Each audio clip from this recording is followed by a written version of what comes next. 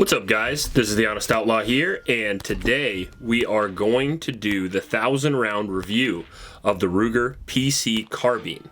Now, before we do that, I want to mention my Patreon supporters. Thank you guys very much. It's because of you that I can get guns like this on the channel. If you want to sign up for the Patreon, all you have to do is go down to the link in the description.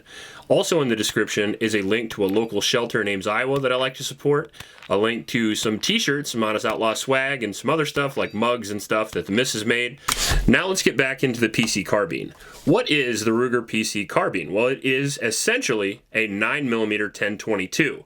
For the most part. There's obviously some differences, but Ruger basically wanted to capitalize on the unbelievable success of the 1022, make it a 9mm, and I feel like they've honestly done that. The Ruger 1022, or the Ruger PC Carbine, sorry, is a blowback operated 9mm carbine with a 16-inch barrel and some pretty interesting features. The concept of the pistol caliber carbine has been getting more and more popular through the years just because of the ammo cost, really. If you have a 9mm handgun, which a lot of people do, you'll find that 9mm is generally more affordable than 5.56, which is usually the most affordable rifle caliber, especially in the United States. 7.62 by 39 is right there as well, but 9mm is almost always cheaper, and it's usually the cheapest centerfire pistol cartridge. It's also a good mix of being lethal while still having low recoil and being fun. You can also shoot steel targets up close, so it's really good training as well. And overall, it's just a really good cartridge. The reason why it's cheap is not only because most handguns are chambered at 9mm, but it's a NATO standard round, so you can find 9mm pretty much all across the world. It has not only a blowback operation system, which we'll get into here in a minute, but it's obviously got a pick rail, and then it's got a takedown system as well. So what you do is you can see it in a lot of videos, but essentially you just pull this rod back, twist, and the barrel comes right off. That is the reasoning for having the sights all the way toward the front here. As you can see that the rear sight is on top of the barrel, and so is the front sight. Now that shortens your sight radius a good bit, which will decrease accuracy if you're using iron sights. The benefit of that is you won't lose your zero taking on and off the barrel. Now, if you want to have a little more accuracy out of your pistol caliber carbine and you don't plan on taking it down very often, an easy fix to that is adding an optic. This is the Primary Arms SLX 1X Compact, and I had a really good time with this. We're going to be doing a review on this here real shortly. Primary Arms is one of the best companies in the market for optics that are worth the money. I mean, you can get these for relatively cheap, and it's literally like an ACOG. I was very impressed with, especially the night shooting we did with this. The reticle is very crisp. I'm actually rocking an Odin on the front of that as well, and I wanted to talk about the limited space to add accessories on the standard Ruger PC Carbine. This actually doesn't have the M-LOK rail, although there's a lot of accessories out there. You can not only get them with an M-LOK rail, but you can even buy one from like Midwest Industries and put it on there relatively easily. As it comes though, it's got a little bitty Picatinny rail there at the bottom, which you can make use and put a light on. Downside is it's not quite as ergonomic, and you can't move it back and forth on the rail to fit your particular grip, but it does obviously work, and it did work in the video. I'd have no problem using that in a self-defense situation. It's just a little less ergonomic than something like an AR or the M-LOK version.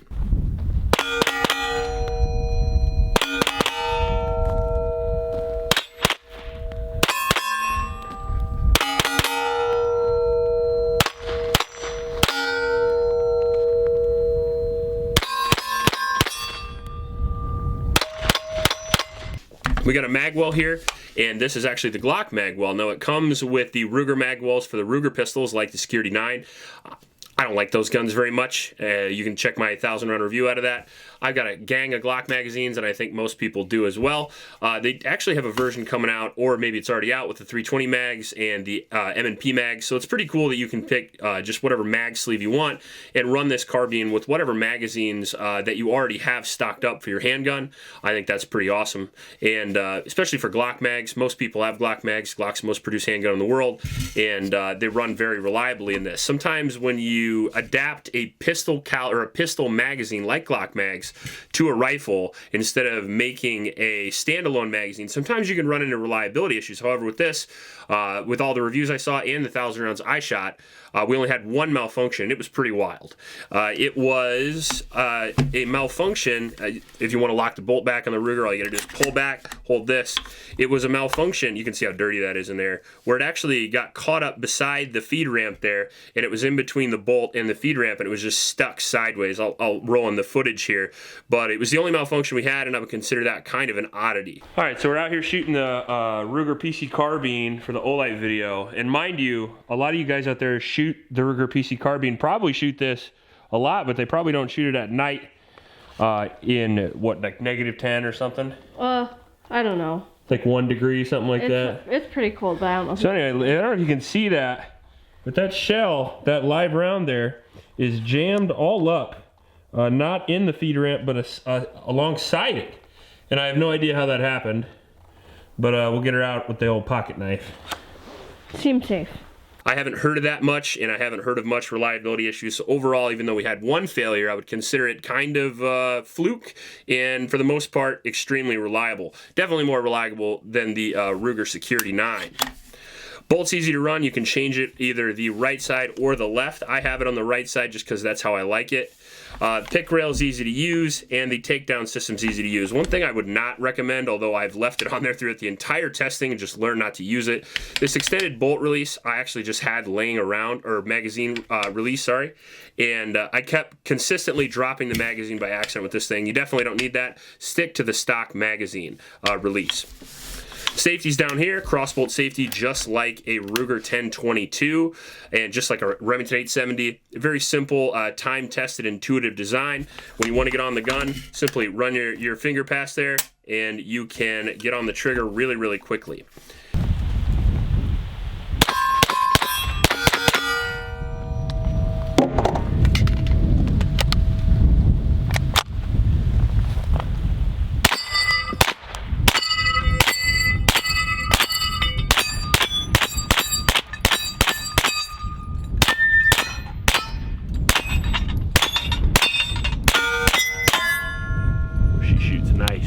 Obviously, it's got a red circle on the back and black on the front, so you know which side is safe and which is not safe, obviously. If you're running this left-handed, obviously a little bit more complicated, however, still doable. The trigger on the Ruger PC Carbine is pretty good, but not the best. I'm very confident there's probably aftermarket accessories to upgrade this, considering there's aftermarket accessories to upgrade this entire gun. This gun I got from Johnson's Guns & More, and it is the Cryptek coating. It's the one that was available to me at the time. Would I pick it? I don't know, maybe. It's kind of unique. I'm not the biggest fan of Cryptek coatings, but I also have a lot of guns, and sometimes I just like things to look different, and overall I think it looks pretty cool. Fluted barrel up there to reduce weight, thread protector there for your rifle, and it's got a little O-ring on there so it doesn't come off. A lot of thread protectors are just placeholders for you to put a brake or a comp or even a suppressor, and if you don't, sometimes they'll rattle loose. This one definitely did not. I kept it on there the whole time. I did not run a suppressor on this gun just because I don't know, I just didn't. But I've heard that they run relatively reliably. I've seen Mr. Guns and Gear's video where he had no problems with it, so I'm sure that you'll be fine with that. The takedown system's pretty easy to use, although I have noticed that the handguard consistently gets loose, and you'll have to either tighten that or throw some Loctite on it or something and make sure that handguard doesn't rattle around. It didn't affect reliability or accuracy, however, it just is pretty freaking annoying. If you're worried about length of pull on this guy, it's kind of nice because they have these blocks back here, and as you can see, I have 2. There is 3, I think, that come in the box, and 2, they were already on there, and it felt good to me, and I'm a pretty big dude, so at least it does have some adjustability. Not quite as easy as something like a collapsible stock, obviously, where you can just pull a lever and extend it and put it back. And honestly, that's more functional because if you're shooting with a shorter person and a taller person, you can change it really quickly. However, this is going to be one of those things where you can adjust it, but you're going to adjust it probably one time and leave it the way it is. Accuracy of the Ruger pistol caliber carbine has been debated, I think, based on a lot of the reviews I've seen. However, for me personally, even with the takedown system, it was extremely accurate. It was really easy to hit. Now on this channel, we don't necessarily measure mechanical accuracy a whole lot. Like, I'm not going to be laying down in the snow and shooting small groups for you guys at 150 yards. What I do is basically Practical accuracy. How well can you shoot it standing? How well can you shoot it kneeling? How well can you shoot it supported? I was able to clear my plate rack at 80 to 100 yards relatively easily, even at night with this gun. The trigger is easy to use, and the gun overall is very intuitive to shoot. And the optic helped out a lot with that as well. I ran it, I don't know if I ever actually ran it with the iron sights. I'm not really a big fan of that short sight radius, and I'm really an optic guy when it comes to rifles. So I would consider the accuracy not only good, but probably better than a lot of pistol caliber carbines that we've shot on this channel.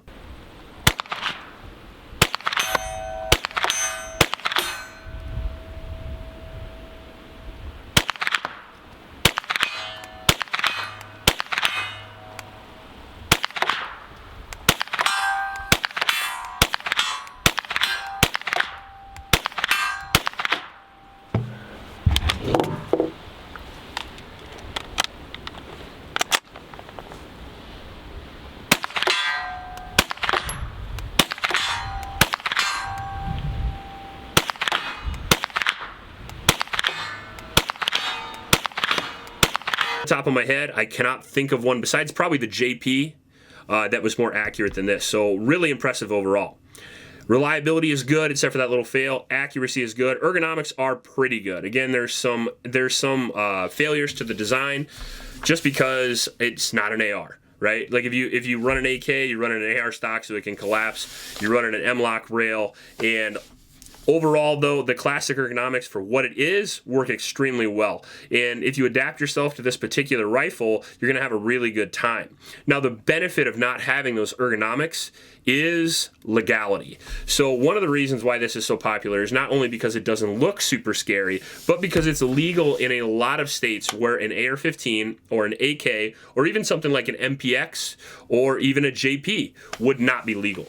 Overall, I just think it looks kind of cool and kind of traditional while still functioning very, very well.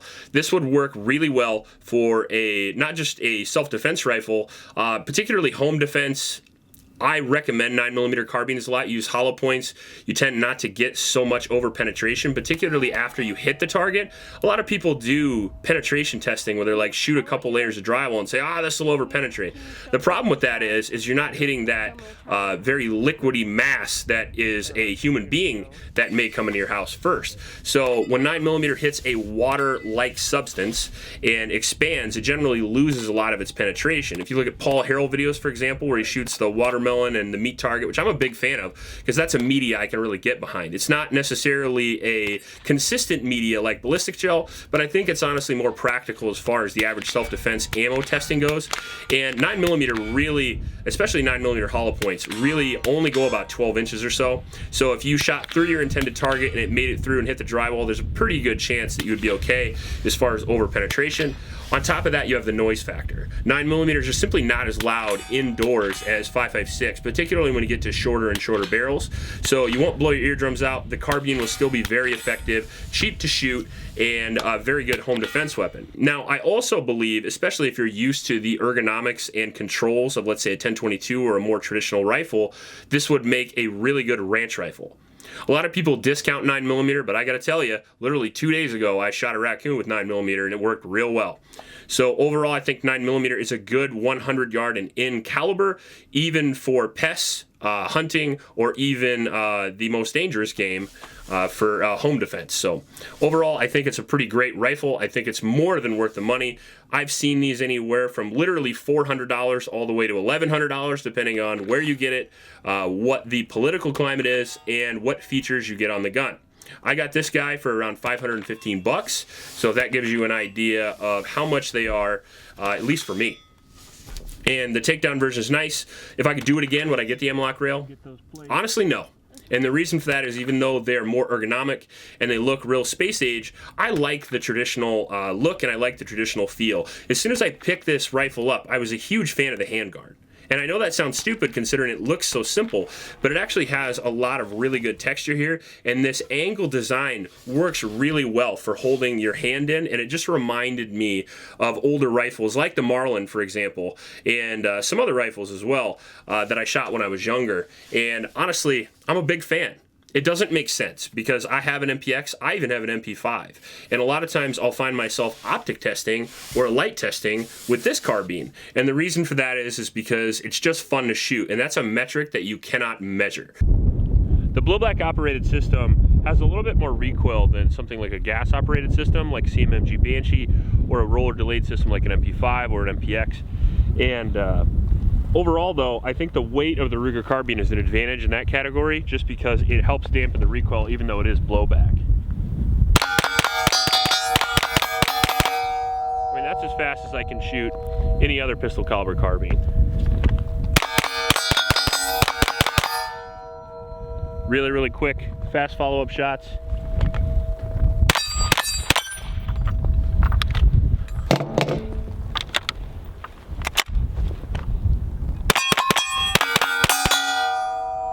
If a gun's fun to shoot for you and it's reliable and it's fairly accurate and you can feel really good shooting it, you're gonna shoot it a lot, you're gonna get used to it, and you're gonna be very, very effective with it if a stressful situation did present itself. So a lot of times people really underestimate the fun factor, but if a rifle or even a pistol or a shotgun is really fun for you to shoot, you're gonna get good with it and you're gonna be good with it when it counts.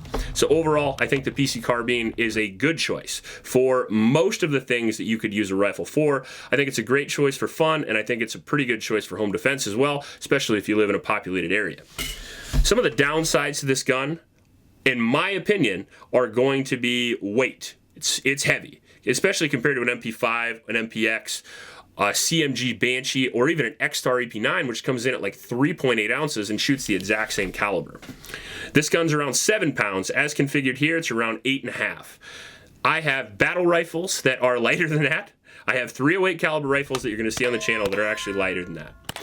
Weight's a big concern, especially if you're going to be carrying this out in the wilderness, if you're going to do a long-term hunt, or if you're going to be WROL, shit hit the fan type situation. If weight is a factor for you, this is probably not going to be your one gun. However, the weight actually does soak up the recoil a good bit, because we didn't get into the action yet, but that's the other downside. The other downside is that it's blowback operated. Now, blowback operated 9mm carbines, that's kind of the standard, because it's cheap to produce and it's very, very reliable, generally speaking. Basically, the round just goes back, it has a larger bolt, helps reduce the travel, and you have a larger impulse because of that. If you have something like a gas system or a roller delayed system where it delays the action a little bit and you can lower that mass down, you're gonna have less perceived recoil. The upside to this is generally it's cheap. That's why you see a lot of blowback operated cheap guns, because it's just a cheap action to put in a gun, and it's just reliable long term without having to mess around with a lot of stuff. Something like an MP5, the roller delayed system, has very little recoil. However, again, it's a very expensive gun overall to buy. I mean, you can literally get, for the price I paid for my MP5, you can get 10 of these. That's not a joke. You can get enough PC carbines to build a flippin' fort with and still have money left over for ammunition before you come anywhere close to an MP5K. So overall, the downsides are a little bit more recoil, a little bit heavier, and then obviously you have that blowback system as well, but there's plenty of upsides, in my opinion, to outweigh those. I think if you're interested in the PC carbine and you shoot it and you like it, pick one up. It's hard to go wrong, especially for the money. If you like this video, please like and subscribe. Please help out your local homeless shelters, and remember to recycle. I'll check you later. And this month, friends, your Patreon donations will be going towards our divorce, because on a Saturday night in a blizzard, this is what I'm doing.